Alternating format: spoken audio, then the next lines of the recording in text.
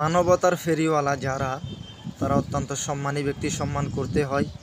কিন্তু ইদানিং কিছু মানবতার ফেরিওয়ালা এদেরকে সম্মান করবেই তো দূরের কথা, তাদের দিকে থুতো নিক্ষেপ করছে। কারণ কি? তাদের কর্ম, তাদের স্বভাব, তাদের অভ্যাস। বিষয়টা কেমন?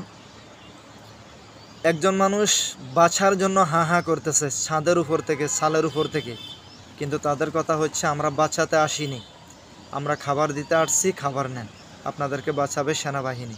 এটা কোনো কথা? তারা বেঁচে থাকলেই তো আপনার খাবার খাবে, খাবারের চাইতে তাদের প্রাণ বাঁচানোটা ইম্পর্ট্যান্ট বেশি। এরপরে কি? প্রতিটা লোককে, প্রতিটা মা বোনদেরকে এক একটা করে খাবারের প্যাকেট দিবে, আর এক একটা করে ছবি কিংবা ভিডিও তুলতে হবে। কেন? এটা কেন করতে হবে?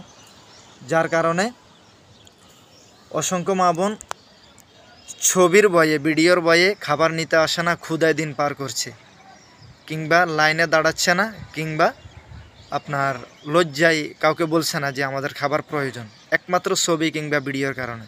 কেন? এই ভিডিওটি না করলে কি হয় না? আপনার ত্রাণ দেওয়াটা যদি আল্লাহর জন্য হয়, কেন ছবি তুলতে হবে, ভিডিও করতে হবে? হ্যাঁ, আবার অনেকেই আছে বোট কিংবা নৌকা নিয়ে বাঁচাতে আসছে, ছোট একটা বোট নিয়ে, তারা নিজেরাই বোটের মধ্যে 10-12 জন, তারা নিজেরাই 10-12 জন, 15 জন, তারা কীভাবে অন্যজনকে রক্ষা করবে, বাঁচাবে?